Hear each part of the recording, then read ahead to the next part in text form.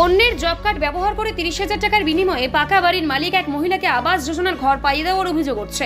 ঘটনায় তৎকালীন পঞ্চায়েত সদস্যা দীপ্তি কর্মকার এবং 100 দিনের কাজের সুপারভাইজার সারোয়ার হোসেন ও সুকমল কর্মকারের বিরুদ্ধে অভিযোগ করেছেন ভবানীপুরের বাসিন্দা মেরাজ হোসেন। মেরাজের অভিযোগ 2019 সালে কাজের টাকা তুলে দেওয়ার কথা বলে তার জব কার্ড নেওয়া হয়। পরে তার অজান্তে সেই কার্ড ব্যবহার করে আয়না খাতুনকে আবাসের ঘর দেওয়া হয়। আয়না খাতুন 29,000 টাকার বিনিময়ে ঘর পাওয়ার কথা স্বীকার করেছেন বলেও দাবি। নিজের প্রাপ্য ঘরের দাবিতে ব্লক প্রশাসন ও থানায় লিখিত অভিযোগ দায়ের করেছেন মেরাজ। অভিযোগ অস্বীকার করেছেন দীপ্তি কর্মকার।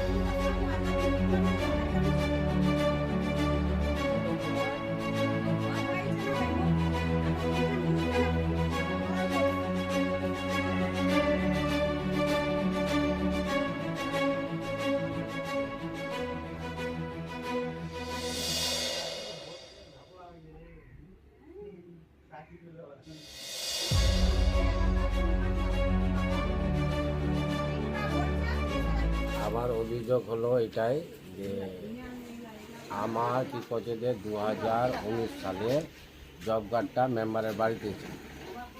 জব কার্ডটা থেকে আমি বলছি যে জব কার্ড ওখানে রাখে কি করব, বলছে তুমি তো মজদুর লোক, তুই মাটি কাটবি, তো জব কার্ড না রাখলে পরে তো মাটি কাটার টাকা ঢুকবে না। ঠিক আছে, 1 থেকে 2 বছর ওখানে জব কার্ড থেকে গেল। তখন তোর ঘরের সার্ভেও হয়েছিল, তো তখন কী করছে যে জব কার্ডের কী করছে যে আইডি দিয়ে সার্ভে করে নি, ভোটার কার্ড আধার কার্ড দিয়ে সার্ভে করেছিল। সার্ভে কী করছে যে লিস্টে নাম চলে আসলো, 1বার 2বার চলে আসলো। যখন ফাইনাল লিস্টে যখন আমার জব কার্ড লাগবে তখন কী করছে যে তার আগে কী করছে যে ঘর দিয়ে দিয়েছে আমার জব কার্ড নম্বর দিয়ে কাউকে, তো কী করছে যে আমার ঘর কেটে গেছে তখন থেকে। ঠিক আছে, এবার যে কী করছে বাড়ি আমার সার্ভে করতে আসলো আমার স্ত্রীর নামে, তো দেখছে কি যে তোমার কী করছে যে জব কার্ড ইউজ করা আছে, একদম আপনি ঘর পেয়ে গেছেন আগে। হ্যাঁ, তো আমি বুঝি যে আমি সারা ঘর পেলাম না, আর আমার নামে দেখাচ্ছে কী করছে জব কার্ডে কী করছে ঘর পেয়ে গেছো, তো এটা তো কী করছে কে পেয়েছে। আমি তদন্ত করলাম, অঞ্চলে গেলাম, অঞ্চলে যেয়ে নে তদন্ত করে তার বাদে কী করছে যে যার নামে ঘর ঢুকেছে। কার নামে ঢুকেছে? ঢুকেছে আয়নার নামে। আইনাল? আয়না, মেয়েটার নাম হলো আয়না। আচ্ছা। হ্যাঁ, আর কী করছে ওর স্বামীর নাম ছিল কী করছে যে জাহেদুল ইসলাম। তো জাহেদুল ইসলাম তো মৃত্যু আছে, তো জাহেদুলের যে কোনো ডকুমেন্টস ছিল না, জাহেদুলের কোনো ডকুমেন্টস ছিল না, ওই যে মৃত্যু আছে। তো ওর নামটাও কী করছে যে ওখানে গলত বলেছে, ওর নাম করে দিয়েছে করে দিয়েছে, ওর নামটা কি করেছে একদম বানায়। গেলাম কী করছে যে আগে বলকে গেলাম। অভিযোগ করলেন? হ্যাঁ, অভিযোগ করেছি। থানায় অভিযোগ করেছেন? থানাও অভিযোগ করেছি। কাদের বিরুদ্ধে অভিযোগ? আপনার বিরুদ্ধে করেছি দীপ্তি কর্মকার। হ্যাঁ, দীপ্তি কর্মকারের নামে করেছি, মেম্বার ছিল। হ্যাঁ, আর কী করছে সুপারভাইজার ছিল কী করছে যে সারওয়ার আলম, আর সেকেন্ড সুপারভাইজার ছিল সুকমল কর্মকার। এরাই কাজ করছিল ঘরের, এরাই কী করছে মাটি কাটাকে কাজ করছিল। এরা টাকা পয়সা ঢুকাচ্ছিল। আপনাদের গ্রামে আরো হয়েছে নাকি এরকম ঘটনা? আমাদের গ্রামে না হলেও পরে 10-12টা এরকম করেছে, এরকম হয়েছে। আগে দীপ্তি কর্মকার, সুপারভাইজার, সার্ভার আলম আর কি করছে সুকমল কর্মকার, টিএমসিতে কি করছে সব কিছু ছিল, অঞ্চল ছিল, ব্লক ছিল, মন্ত্রী ছিল, সব কিছু এরা এক মিলাই একদম কি করছে যে গরিবের খুন চুষে টাকা পয়সা কি করছে চুষে চাষে যে খেয়েছে, অনেক খেয়েছে।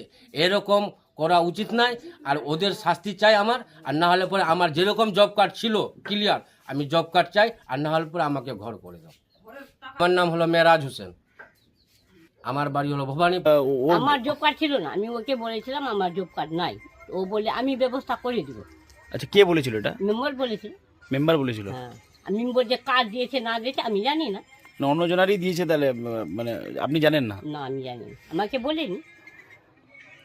টাকা পয়সা দিতে হয়েছিল নাকি তখন? হ্যাঁ দিয়েছিলাম। কত টাকা দিয়েছিলেন? 30,000 টাকা। 30,000 টাকা দিয়েছিলেন মেম্বারকে না সুপারভাইজারকে? মেম্বারকে দিয়েছিলাম, আর সুপারভাইজার মেম্বার দুজনে ভাগ করে নিয়েছে কি না নিয়েছে আমি ওগুলো জানি না।